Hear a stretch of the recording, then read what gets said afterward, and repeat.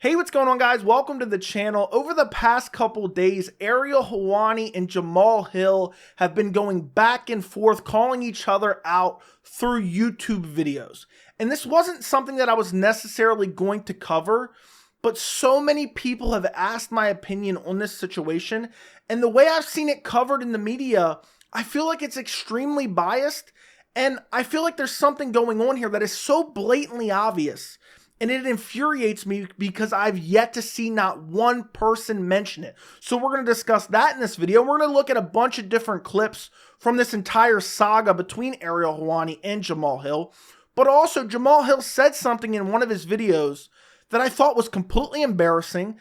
And I've yet to see anyone talk about that either. I mean, I feel like it should have been a headline on every major MMA media website and nobody even discussed it. The fans aren't even discussing it. So we're going to talk about that. We're going to look at that clip in this video as well. But before I get into anything, I'm going to get into the backstory between Ariel Helwani and Jamal Hill and the whole light heavyweight situation title picture. But before I get into any of that, we're going to look at a bunch of clips in this video. Every single video that I discuss in this video, I will link in its entirety down in the description so you can go watch the full videos and get full context, because I'm not showing you the entire videos, and I'm not going through, piece by piece of every single video. So you guys can go check them out and get full context and make up your own mind about what's actually going on here. So the backstory of this entire situation is this entire problem between Ariel Helwani and Jamal Hill essentially revolves around Jiri Prochazka. And to really learn what's going on here, you have to go back to December of 2022. Jiri Prochazka is the light heavyweight champion, scheduled to rematch Glover Teixeira at UFC 282. A couple weeks before the fight, Jiri Prochazka pulls out with a nasty shoulder injury. He's supposedly going to be out 9 months to a year, and he vacates his belt. The UFC tried to book Glover Teixeira versus Magomed Ankalaev as the main event of UFC 282 for that vacant belt. Glover Teixeira did not want that fight on short notice. So the UFC took the co-main event, Jan Blachowicz versus Magomed Ankalaev, and made it for the vacant title. Well, that fight ended in a draw, and Dana White wasn't happy with that fight. So Dana White said, you know what? We still need a champion. Let's book Jamal Hill versus Glover Teixeira as the main event of UFC 283. So Glover Teixeira and Jamal Hill take the fight on short notice, on 1 month notice, and Jamal Hill defeats Glover Teixeira to become the undisputed light heavyweight champion.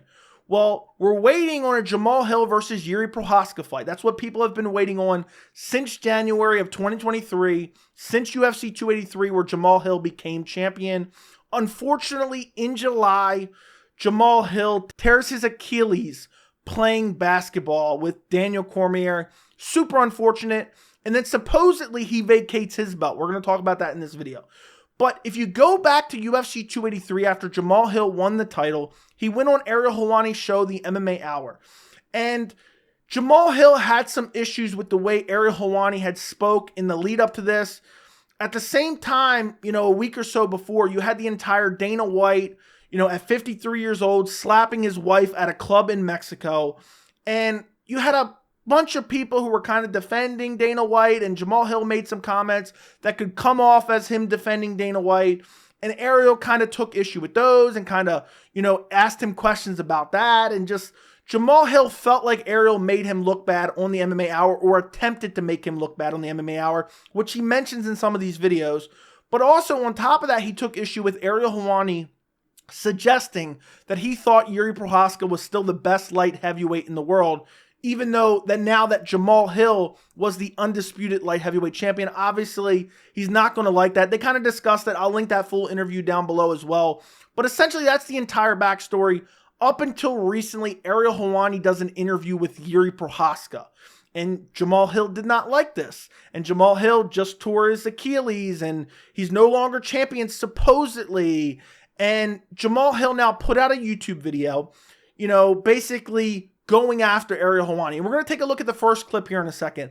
But a lot of people have framed this as MMA media member versus MMA fighter. And for me, it's not that. It's more of YouTuber versus YouTuber, because that's essentially what's going on here. And this is what kind of one of the reasons I didn't want to cover this to begin with, because it almost reminds me of TMZ-esque. I know there's plenty of people that'll cover this drama and, make videos talking for 30 minutes in circles about this stuff.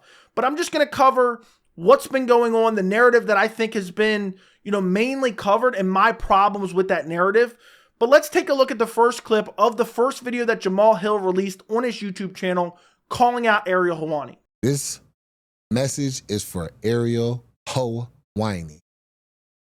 Now, Ariel and Jiri got together last night and had an interview.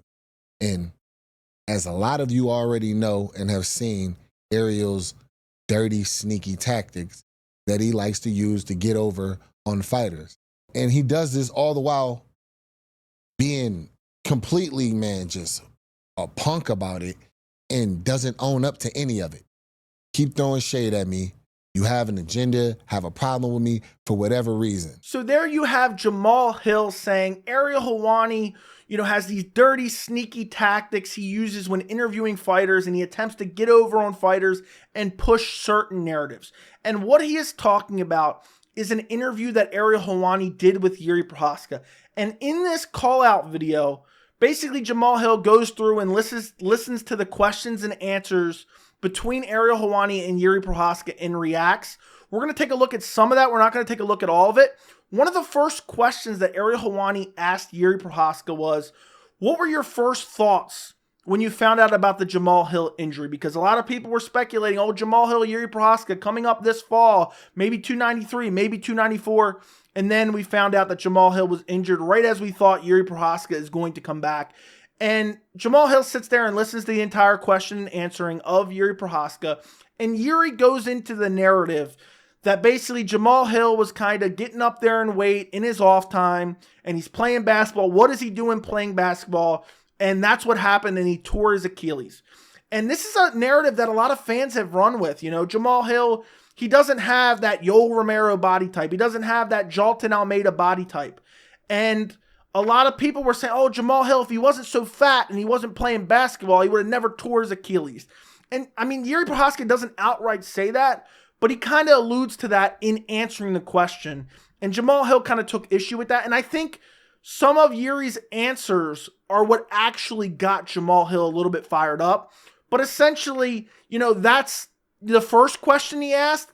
And, I didn't really feel like that was super relevant to this entire narrative, but I do think that added to some fuel to the fire for Jamal Hill. But let's take a look at the second question Ariel Helwani asked Jiri Prochazka. But it was interesting. I thought the way you handled it said a lot about you, because for the last few months, even his last post on Twitter before the announcement that he was out was like insinuating that you were taking too long, that you were afraid, that all this nonsense. And then you say to him, I wish you the best. And then he responded to you. But over the last few months, a lot has been said about you, and you took the high road and wished him well.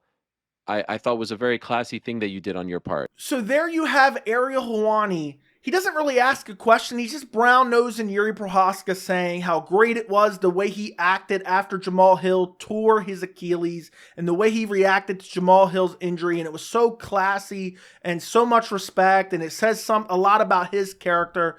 And essentially says Jamal Hill didn't show him that same class.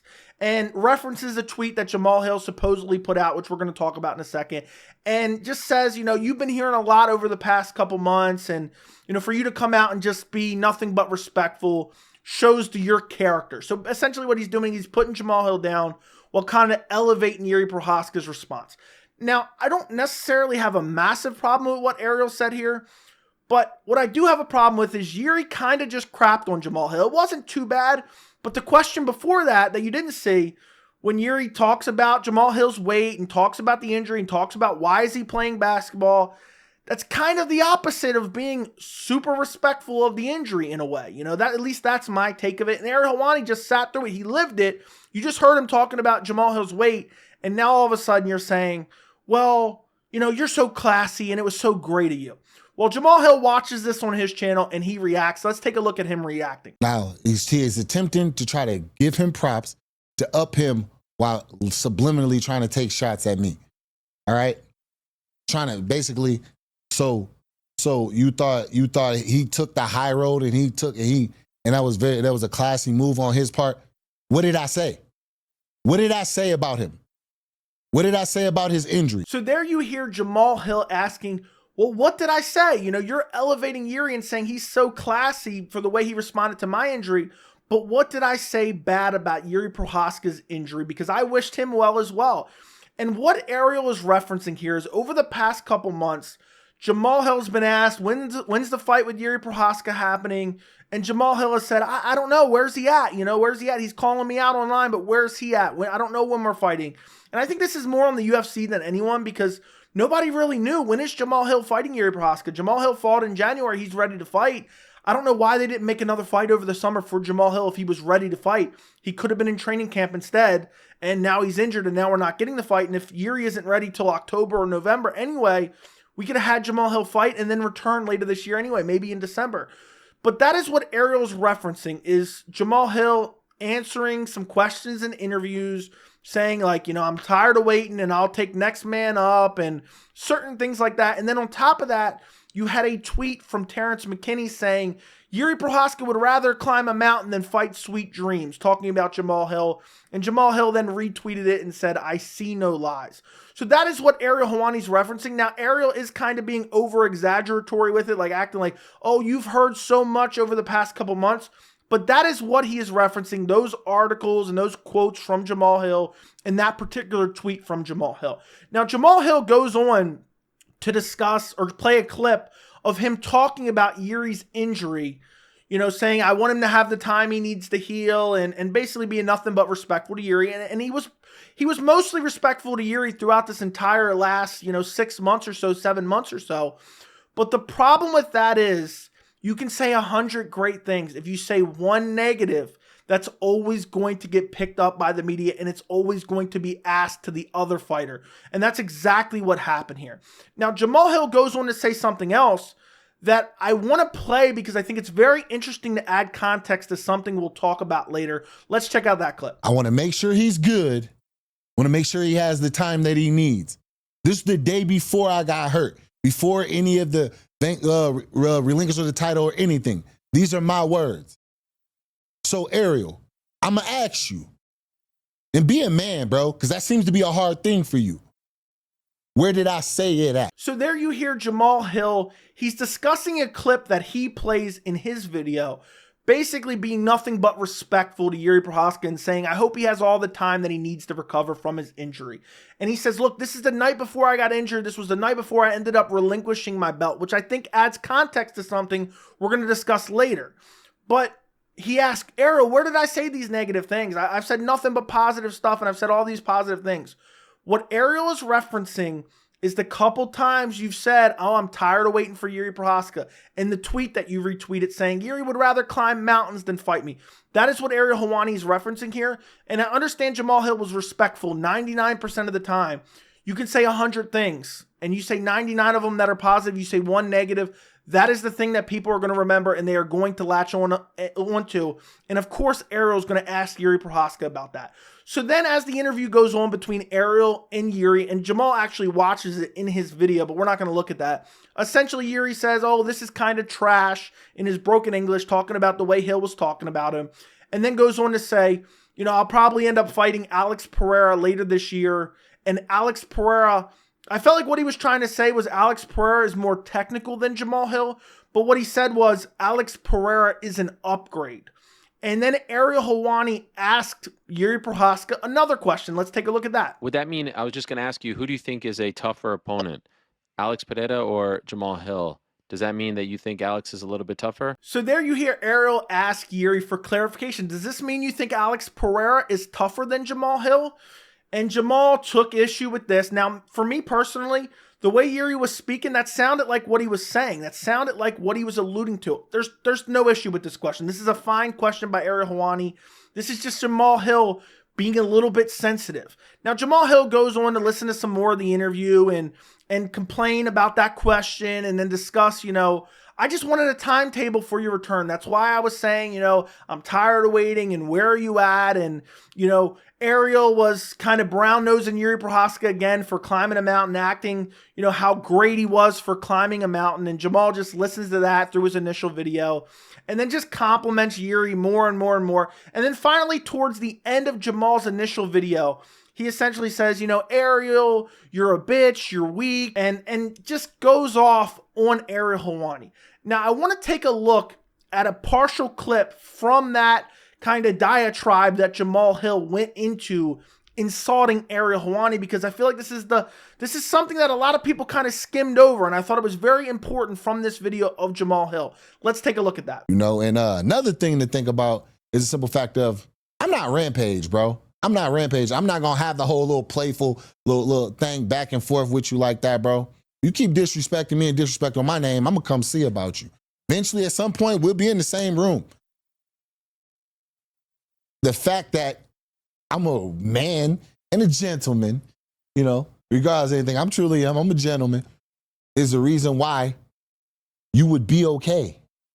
Not because of you, because you're not capable of ensuring yourself for being okay like that and that. You know, I have to allow you to be okay. So there you hear Jamal Hill, and this is when he's going off about Ariel Helwani towards the end of his first video.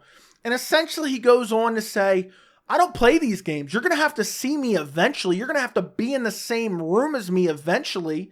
And the only reason you would be allowed to be okay is because I decided you would be okay. Not because you could protect yourself, essentially. And what this is a thinly veiled threat by Jamal Hill. And I know we can argue semantics and saying Jamal didn't threaten him, because people have told me that when I've mentioned Jamal Hill threatened him.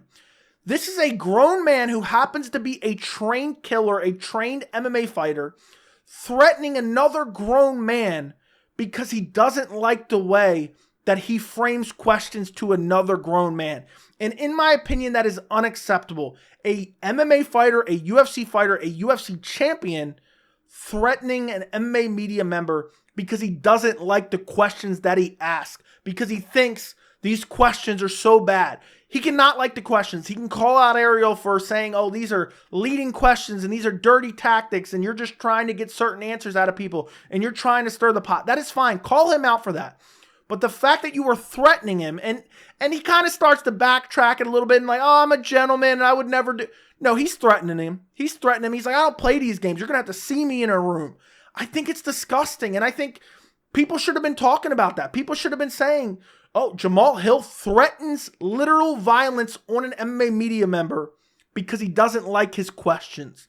And I know that sounds exaggeratory, but that's what he did. People can argue semantics. That's what he was doing here. He was lobbying a thinly veiled threat at Ariel Helwani, which I think is disturbing. Imagine he beats up Ariel Helwani. What does that prove? What does that prove? Oh, well, Ariel Helwani's probably now going to sue you, depending on what you actually do to him. It just leads to absolutely nothing. And it's embarrassing to have a UFC caliber fighter threatening a guy because he asks certain questions in a way you don't like. That is completely ridiculous. Now you have Ariel Helwani's response, and we're only going to take a brief look at Ariel Helwani's response. We're going to take a look at two clips because I want them to add context to what we're also going to talk about in different lies that each guy has told.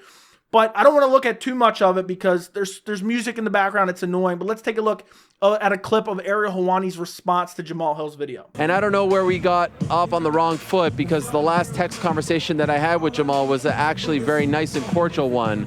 But for whatever reason, there's been a bit of a heel turn as of late. And so I don't think that this is the platform and the moment to get into a whole battle, a whole 10-7 situation. And I think that despite the receipts and despite him getting a lot of things wrong, by the way, a guy who I reached out to his manager about just 2 weeks ago when he suffered his injury to wish him the best and also to introduce him to a YouTube guy to help him out with his channel, no problem. So there you have Ariel responding. He's live for the MMA Hour and he's at the boxing event or he's in the boxing pre-fight and it's got horrible music playing in the background.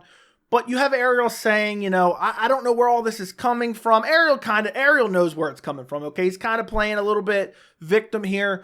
But he does go on to say, you know, this is a guy that I reached out to his manager. And I, you know, hooked him up with a guy, gave him a number of a guy who helps YouTube accounts. And this is to help Jamal Hill. And Ariel kind of threw that in there as look how nice I am. Look how great I am. I was trying to help him out just a couple weeks ago. And he also says, my last, you know, correspondence with him, my last few text messages with him were cordial, you know, saying that we left off on friendly terms and now all of a sudden he's acting like this. And Ariel Helwani says, I don't want to get into a whole 10-7 acting like, I can prove this and I can prove that. And there is some text messages that are released that we will talk about.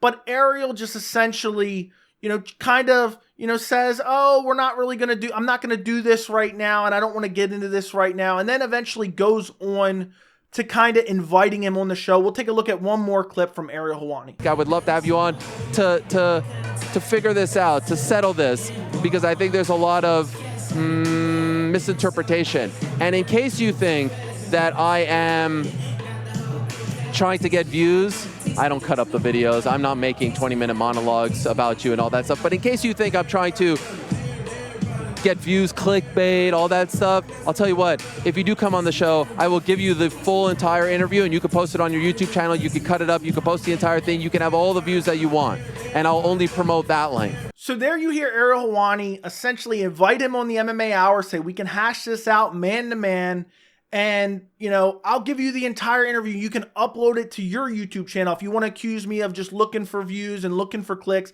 you can upload it to your YouTube channel and you can have all the views. And I think Ariel Helwani is getting at something with that, which we're going to talk about in a second. And this is the thing that's so blatantly obvious that nobody's talking about. But Hill made a follow-up video and a response video, and we're not going to look at that. I didn't want to do 30 minutes worth of clips in this video. I just wanted to more or less be my opinion, but set up certain things with the clips. But in the response video from Jamal Hill, again, this will be linked below, Jamal Hill says, I don't watch your content because that's what you do when you don't like someone. Well, first off, we just watched a video on your own YouTube channel of you watching his content. So obviously you watch his content.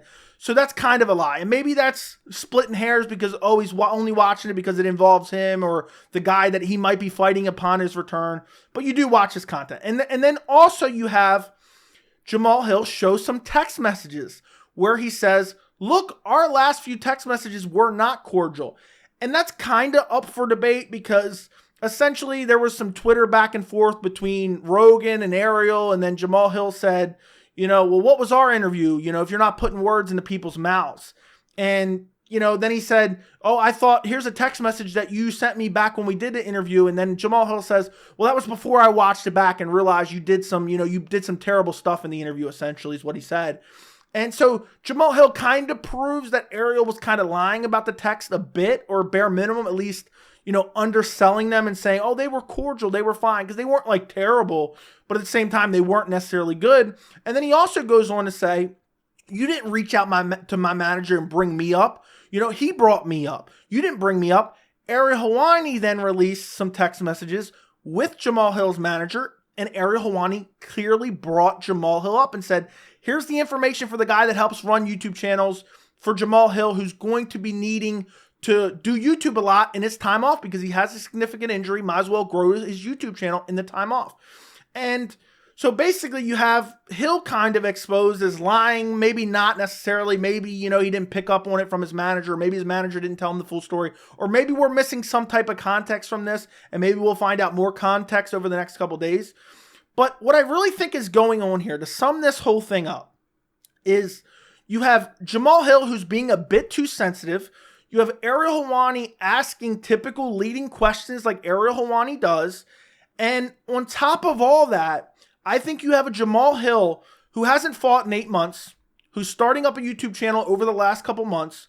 And I think what this truly comes down to is I think Jamal Hill's trying to build his YouTube channel. At the end of the day, people don't want to realize this. Everyone says, Ariel Helwani, exploits fighters for views.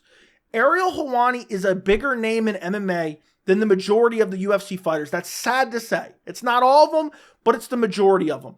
And I feel like Jamal Hill probably didn't like this type of stuff, and someone might have suggested to him, you should make a video about this because this will blow up on YouTube. This will get you a lot of new subs and a lot of new views and a lot of likes and stuff like that, and it'll help you grow your YouTube channel while you have this time off because people don't like Ariel Helwani. So I think what you have is Jamal Hill being a little bit overly sensitive, Ariel doing the stuff that Ariel does where he's kind of on the borderline, but you can kind of, he can kind of walk it back a little bit, and it is kind of sneaky, and he's done it for a long time. But what it really comes down to is Jamal Hill wants to build his YouTube channel. That is what he is doing here. I am so sure of that. It is so clear as day. But where I think Jamal Hill really went too far, and again, it's just words, it's not the end of the world. I'm not clutching my pearls over it. You can't threaten somebody for asking questions. You can't say, oh, if I see you and we're in the same room as each other, basically the only reason you're going to be protected or you're going to be okay is because I allow you to be okay. I think that's an embarrassment from Jamal Hill. To say that is absolutely embarrassing, to threaten Ariel Helwani. I couldn't imagine physically threatening Ariel Helwani. And maybe Jamal Hill's going to get some benefits from this because Dana White is definitely lapping this up. But at the end of the day, it's just Ariel Helwani is a massive name in the MMA landscape. He's a bigger name than the majority of UFC fighters. And the reason that he is because he asked questions like this. At the end of the day, the fans wanted to hear Ariel Helwani ask those questions to Jiri Prochazka. But at the end of the day, I think Jamal Hill is just a little bit overly sensitive.